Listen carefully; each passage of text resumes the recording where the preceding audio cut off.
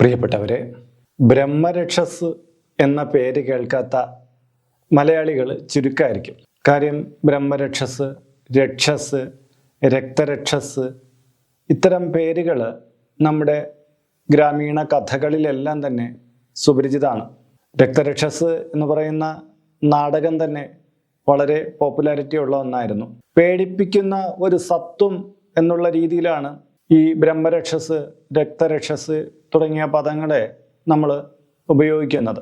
എന്നാൽ ഈ രക്ഷസ് എന്ന് പറയുന്നത് രക്ഷിക്കുന്ന വർഗം, രക്ഷിക്കുന്ന ഗണം എന്നുള്ള രീതിയിലൊക്കെ പ്രയോഗിക്കപ്പെടുന്നു. രക്ഷിക്കുന്നവരാണ് രക്ഷസുകളായി മാറുന്നത് എന്ന് പറയുന്നുണ്ട്. അതുകൊണ്ട് തന്നെ സാധാരണ രക്ഷസുകൾ എന്ന് പറഞ്ഞ് ക്ഷേത്രത്തിൽ കാണപ്പെടുന്നതെല്ലാം ആ ദേശത്തിൻ്റെ രക്ഷോനായകരായിട്ട് കരുതപ്പെടുന്ന കാലമുണ്ട്. എന്നാൽ ബ്രഹ്മരക്ഷസ് എന്ന് പറയുന്ന തലത്തിലേക്ക് വരുമ്പോൾ അത് ബ്രഹ്മമുള്ള ഒരു ബ്രാഹ്മണൻ രക്ഷസായി മാറിയ ഒന്നാണെന്ന് പറയുന്നുണ്ട്. ഇവിടെ ബ്രഹ്മരക്ഷസ് എന്നുള്ളത് കൊണ്ട് തന്ത്ര മന്ത്രാദികൾ പാണ്ഡിത്യമുള്ള ഒരു വ്യക്തിയായിരിക്കണം ഇത്. ചിലപ്പോൾ ചിലയിടത്തിൽ ബ്രാഹ്മിണിയായിട്ടുള്ള, അതായത് സ്ത്രീയായിട്ടുള്ള ആൾക്കാരെയും രക്ഷസ് എന്ന് പറയുന്ന ബ്രാഹ്മണ സ്ത്രീകളുടെ രക്ഷോഭാവത്തിലുള്ള വരവിനെ ബ്രഹ്മരക്ഷസ് എന്ന് പറഞ്ഞ് കേൾക്കുന്നുണ്ട്. അത് പുരുഷൻ മാത്രമാണ് എന്നുള്ള സങ്കല്പമല്ല ഉള്ളത്, രണ്ടും പറയുന്നുണ്ട്. അപ്പോൾ ഇതെല്ലാം കഥകളിലൂടെ നമ്മൾ കാണുമ്പോൾ ഒരു തരം യക്ഷി, ട്രാക്കുള എന്നൊക്കെ പറയുന്ന ഒരു സങ്കല്പത്തിലാണ് പൊതുവിൽ നമ്മൾ അതിനെ കാണുന്നത്. അത്രയ്ക്ക് ഭീകരമായ ഒരു സത്വം എന്നുള്ള രീതിയിലാണ് കാണപ്പെടുന്നത്. അതുകൊണ്ട് തന്നെ പല ക്ഷേത്രങ്ങളിലും ബ്രഹ്മരക്ഷസിനെ പ്രീതിപ്പെടുത്തുന്ന ഒട്ടേറെ വഴിപാടുകളും ഉണ്ട്. ഇവിടെ പലപ്പോഴും ജ്യോതിഷരെ നമ്മൾ കാണാൻ ചെല്ലുമ്പോൾ ജ്യോതിഷർ പറയും, വീട്ടിൽ കലഹമുണ്ടോ, പ്രശ്നങ്ങളാണല്ലോ മൊത്തത്തിൽ, ഇതെല്ലാം കാരണം ബ്രഹ്മരക്ഷസാണെന്ന്. സാമ്പത്തിക പ്രയാസങ്ങൾ, തൊഴിലിലുണ്ടാകുന്ന പ്രയാസങ്ങൾ, കുടുംബത്തിലുണ്ടാകുന്ന പലതരം ബുദ്ധിമുട്ടുകൾ എല്ലാം ചിലപ്പോൾ ബ്രഹ്മരക്ഷസിൻ്റെ പ്രശ്നം കൊണ്ടാണെന്ന് പറയുന്നത് കേട്ടിട്ടുണ്ടാവും. മാത്രമല്ല ചില സ്ഥലങ്ങളിൽ വീട് വയ്ക്കുമ്പോൾ എന്തിനാ അവിടെ വീട് വെച്ചത്, ഇവിടെ ബ്രഹ്മരക്ഷസ് ഉള്ളത് അറിയില്ലേ, ബ്രഹ്മരക്ഷസിൻ്റെ വരത്തുപോക്കുള്ള സ്ഥാനമാണ് എന്നൊക്കെ പറഞ്ഞ് കേൾക്കാറുണ്ട്. പലപ്പോഴും നമ്മുടെ വീട്ടിലെ പല പ്രശ്നങ്ങൾക്ക് കാരണം നമ്മുടേതായ ചില പ്രയാസങ്ങളും നമ്മുടേതായ സ്വഭാവത്തിലുള്ള കാര്യങ്ങളൊക്കെ തന്നെയായിരിക്കും. എന്നാൽ ഒരു ഘട്ടം കഴിഞ്ഞു കഴിഞ്ഞാൽ നമ്മളെല്ലാത്തിലും ഒരു ലാളിത്യവും അടുക്കും ചിട്ടയും എല്ലാം വെച്ച് പോയിട്ടും നമ്മുടെ ഗൃഹത്തിലെ പ്രശ്നങ്ങൾ ഉണ്ടാക്കുന്ന രണ്ട് കാര്യങ്ങൾ, ഒന്ന് ഈ പറയുന്ന വാസ്തുപരമായിട്ടുള്ള ദോഷങ്ങളും, ഒന്ന് വീട്ടിനെ ബാധിച്ചിരിക്കുന്ന നെഗറ്റീവുകളാണ്. ഈ വീട്ടിൽ ബാധിച്ചിരിക്കുന്ന നെഗറ്റീവുകളിലൊന്നാണ് ഈ ബ്രഹ്മരക്ഷസ് എന്ന് പറയുന്നത്. എല്ലായിടത്തും ഇത് കാണില്ല. പക്ഷേ ഒരു ബ്രാഹ്മണൻ്റെ മണ്ണ് ഒരാൾ അപഹരിച്ചുകൊണ്ട് പോയി, പിന്നീട് അയാൾ അത് പല കാലങ്ങളിലായിട്ട് ഷെയർ ചെയ്തൊക്കെ കൊടുത്തൊക്കെ പോയെങ്കിലും ഈ മണ്ണിൽ ബ്രാഹ്മണാംശം ഉണ്ടാവുകയും അവിടെ ബ്രഹ്മരക്ഷസിൻ്റെ സാന്നിധ്യം ഉണ്ടായി വരികയും ചെയ്യാം. അനർഹമായിട്ടുള്ള ചില കാര്യങ്ങൾ നമ്മൾ നേടിയെടുക്കുമ്പോഴും അവിടെ ബ്രഹ്മരക്ഷസ് സ്ഥാനം ഉണ്ടാവാം. പൂർവ്വകാലത്ത് ബ്രാഹ്മണ്യമായിട്ടുള്ള വളരെയധികം കരുതലുണ്ടായിരുന്ന മണ്ണിലും പിൽക്കാലത്ത് ബ്രഹ്മരക്ഷസിൻ്റെ ഉപദ്രവങ്ങൾ ഉണ്ടായി വന്നേക്കാം. അല്ലാതെ തന്നെ ചില അലഞ്ഞ് തിരിഞ്ഞ് നടക്കുന്ന ബ്രഹ്മരക്ഷാചാരികൾ ചില മരങ്ങളിലൊക്കെ കുടിയേറും. ഈ മരങ്ങളൊക്കെ നശിപ്പിച്ച് ചിലപ്പോൾ ആ മരത്തിൻ്റെ തടി കൊണ്ട് വീട്ടിൽ പല ഉപകരണങ്ങളൊക്കെ, വാതിൽ മുതൽ ഗൃഹോപകരണങ്ങൾ വരെ ഉണ്ടാക്കിയിടുമ്പോഴും ആ വഴിക്കുള്ള ബന്ധം കൊണ്ടും, ബന്ധം എങ്ങനെ ആയാലും മതി, അത് വന്നു ചേരാന്നൊക്കെ പറയുന്നുണ്ട്. എന്തായാലും ശരി, നമുക്കൊരു ജ്യോതിഷൻ പൊതുവിലെ ബ്രഹ്മരക്ഷസിൻ്റെ ഉപദ്രവം ഉണ്ടെങ്കിൽ നമുക്ക് കാട്ടിത്തരും. അതിനു മുമ്പ് തന്നെ നമുക്ക് ഒരു തിരിച്ചറിവുണ്ടാകണം. നമ്മുടെ വീട്ടിൽ ബ്രഹ്മരക്ഷസിൻ്റെ സാന്നിധ്യമുണ്ടോ എന്നുള്ള ഒരു തിരിച്ചറിവ് നമുക്ക് കിട്ടാൻ കുറച്ച് ലക്ഷണങ്ങളെ ഒരുമിച്ച് പരിഗണിക്കുന്നത് നല്ലതാണ്. ഇതിൽ ഒരു ലക്ഷണത്തെ നോക്കിയിട്ട് ഇവിടെ ബ്രഹ്മരക്ഷസ് ഉണ്ടെന്ന് ഉറപ്പിക്കാനൊന്നും പറ്റില്ല. ഒരു 3 ലക്ഷണത്തിൽ കൂടുതൽ നമുക്ക് കാണുകയാണെങ്കിൽ ഒരു അസ്ട്രോളജറുടെ കൃത്യമായ സേവനം എടുത്തിട്ട് ഇവിടെ ഇത്തരം കാര്യങ്ങളുണ്ടോ എന്ന് ആരായാൻ ചോദിച്ച് മനസ്സിലാക്കാം. ഉണ്ടെങ്കിൽ അതിൻ്റെ പരിഹാര കാര്യങ്ങളിലേക്കൊക്കെ നമുക്ക് പോകാനും പറ്റും. അപ്പോൾ ഇവിടെ ഞാൻ 8 ലക്ഷണങ്ങളെ പൊതുവിൽ പറയുന്നുണ്ട്. ഇതെല്ലാം വളരെ ശ്രദ്ധാപൂർവം കേട്ട് മനസ്സിലാക്കേണ്ട കാര്യമാണ്. കാര്യം നമ്മൾ ഒരു ലക്ഷണം കണ്ടിട്ട് പെട്ടെന്ന് എൻ്റെ വീട്ടിൽ ബ്രഹ്മരക്ഷസ് ഉണ്ടെന്ന് തീരുമാനം എടുക്കരുത്.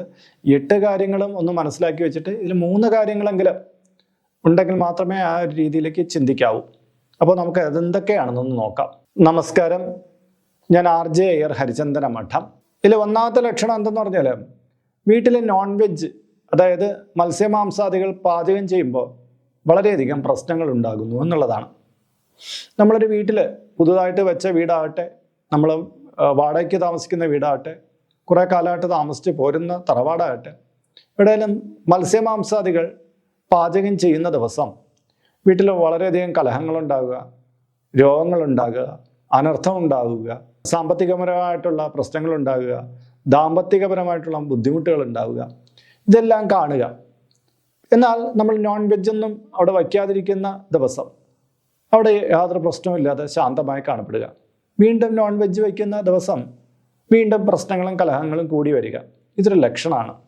ഇവിടെ നമ്മൾ മനസ്സിലാക്കേണ്ടത്, ഇങ്ങനെ തുടർച്ചയായിട്ട് നമുക്കിങ്ങനെ പ്രശ്നങ്ങളൊക്കെ വന്നുകൊണ്ടിരിക്കുന്ന ഒരു വീടാണെങ്കിൽ 1-2 ദിവസത്തേക്ക് മത്സ്യമാംസാദികൾ അവിടെ പാചകം ചെയ്യുന്നില്ല എന്ന് തീരുമാനമെടുക്കുക. അതോടുകൂടി അവിടുത്തെ പ്രശ്നങ്ങൾക്ക് വളരെയധികം വലിയ തോതിലുള്ള ശമനം ഉണ്ടാവുകയാണെങ്കിൽ ഒരു സംശയം നമ്മൾ മനസ്സിലിടാം, ഇവിടെ ഒരു ബ്രഹ്മരക്ഷസിൻ്റെ കളി നടക്കുന്നുണ്ട്.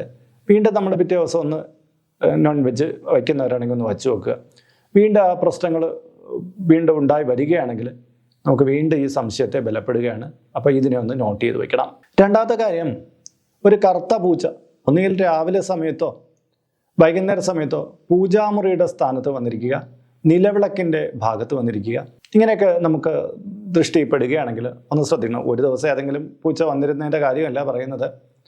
ഒന്നിലധികം തവണ ഈ കറുത്ത പൂച്ച വന്ന് വിളക്കിൻ്റെ മുന്നിൽ ആ പൂജാമുറിയിലേക്ക് ചിത്രത്തിലേക്കൊക്കെ നോക്കിക്കൊണ്ട് കിടക്കുക, വിളക്കിൻ്റെ തിരിയുടെ ഭാഗത്തേക്ക് നോക്കിക്കൊണ്ട് ഇങ്ങനെ കിടക്കുക, ഇതൊരു ലക്ഷണമാണ്. ബ്രഹ്മരക്ഷസിൻ്റെ പ്രത്യക്ഷ സാന്നിധ്യം വരുന്ന ഒരു ലക്ഷണം തന്നെയാണിത്. മൂന്നാമത്തെ കാര്യം, നമ്മൾ വീട്ടിൽ നിലവിളക്ക് തെളിയിക്കുമല്ലോ. കിഴക്ക് പടിഞ്ഞാറ് തിരിയിട്ടാണ് ബഹുഭൂരിപക്ഷം പേരും വിളക്ക് തെളിയിക്കുന്നത്. ഈ വിളക്ക് തെളിയിച്ചു കഴിഞ്ഞാൽ പടിഞ്ഞാറ് ഭാഗത്തുള്ള തിരി നിരന്തരമായിട്ട് കെട്ടുപോവുക. നമ്മൾ തെളിയിച്ച് വെച്ചിട്ട് കുറച്ച് കഴിഞ്ഞ് നോക്കുമ്പോൾ പടിഞ്ഞാറ് ഭാഗത്തുള്ള തിരി കെട്ടുകിടക്കും. ഇങ്ങനെ തുടർച്ചയായിട്ടുള്ള ഒരു അനുഭവം വരികയാണെങ്കിൽ നമുക്ക് നോട്ട് ചെയ്യാം, ഒരു ബ്രഹ്മരക്ഷ സാന്നിധ്യം ഇവിടെ സംശയിക്കേണ്ടിയിരിക്കുന്നു. നാലാമത്തെ കാര്യം, അങ്ങനെ പെട്ടെന്ന് എല്ലാവർക്കും തിരിച്ചറിയാൻ പറ്റുന്നതല്ല എങ്കിലും നമ്മൾ രാത്രി ഒരു ഉറക്കം കഴിഞ്ഞ് ഉണരുന്ന സമയത്ത് നമ്മൾ പൂർണ്ണമായിട്ട് ഉണരില്ല, അപ്പോഴൊരു മന്ത്രധ്വനി എവിടെന്നോ ഇങ്ങനെ കേട്ടുകൊണ്ടിരിക്കുന്നതായിട്ട് തോന്നുക. മന്ത്രം ആരോ ഒരു വൃദ്ധനായിട്ടുള്ള ഒരാളോ മറ്റോ ഒരു പിറുപിറുക്കുന്ന രീതിയിൽ മന്ത്രങ്ങൾ പറഞ്ഞുകൊണ്ടിരിക്കുന്നതായിട്ട് നമുക്ക് കേൾക്കുക. ഇതും ഒരു സൂചനയാണ്. നമ്മൾ ഉണർന്നു കഴിഞ്ഞാൽ പിന്നെ ചിലപ്പോൾ ആ മന്ത്രങ്ങൾ കേൾക്കണമെന്നില്ല, ചില പദങ്ങൾ മാറിപ്പോവും. പക്ഷേ ഒരു ഉറക്കത്തിന് ഉണർവ് ഇന്ന ഇടയ്ക്കുള്ളൊരു സമയമുണ്ടല്ലോ, ആ സമയത്ത് ഇങ്ങനെ കേട്ടുകൊണ്ടിരിക്കുക. അഞ്ചാമത്തെ കാര്യം, മണിനാദം കേൾക്കുക എന്നുള്ളത് തന്നെയാണ്.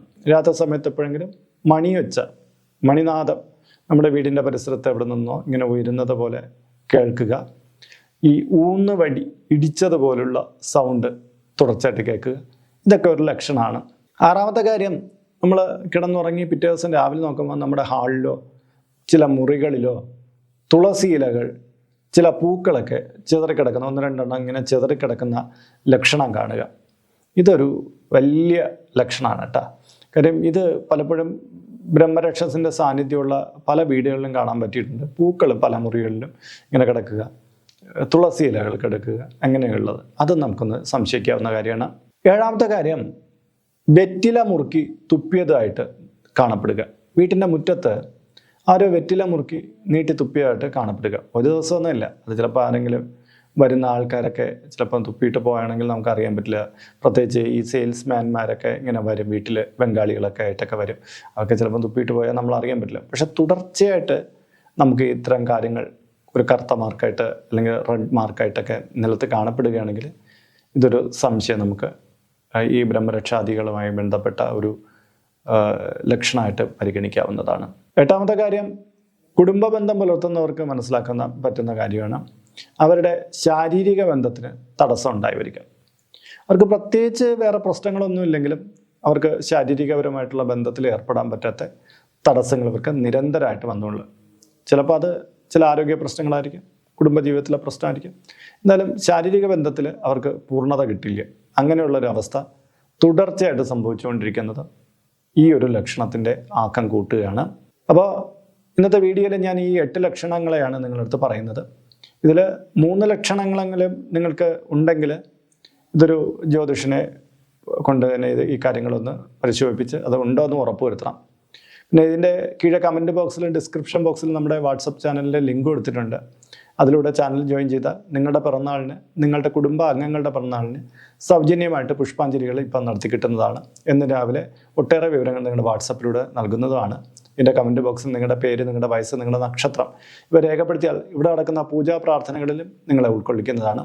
ഒരു മാസത്തേക്കായിരിക്കും പ്രകാരം ചെയ്യുന്നത്. കൂടുതലായിട്ട് വേണമെന്നുള്ളവർ ഇതുവരെയ്ക്കും നിങ്ങൾ ഈ ചാനൽ സബ്സ്ക്രൈബ് ചെയ്തിട്ടില്ലെങ്കിലും ഈ വീഡിയോ ലൈക്ക് ചെയ്തിട്ടില്ലെങ്കിലും അതുകൂടി ചെയ്യുക. എങ്കിൽ മാത്രമേ ഇതിൽ അപ്ലോഡ് ചെയ്യുന്ന വീഡിയോകളെക്കുറിച്ച് നിങ്ങൾക്ക് അറിവ് കിട്ടുള്ളൂ. ഇനി തൊട്ട് വരുന്ന വീഡിയോകളുടെ കീഴെ നിങ്ങളുടെ ഡീറ്റെയിൽസ് ഉൾക്കൊള്ളിക്കാനും കഴിയും. നമ്മളിപ്പോൾ ഒരു സ്റ്റോർ യൂട്യൂബിൽ ആരംഭിച്ചിട്ടുണ്ട്. ഹൈന്ദവ ധർമ്മം അനുസരിച്ച് ജീവിക്കുന്നവർക്ക് പൂജാ കാര്യങ്ങളുമായിട്ട് ബന്ധപ്പെട്ട ചില കാര്യങ്ങളൊക്കെ മേടിക്കണമെന്നുണ്ടായിരിക്കും. അപ്പോൾ അങ്ങനെയുള്ള കാര്യങ്ങൾ നിങ്ങൾക്ക് ഓൺലൈനായിട്ട് എടുക്കാൻ പറ്റുന്ന ഒരു സ്റ്റോറാണിത്.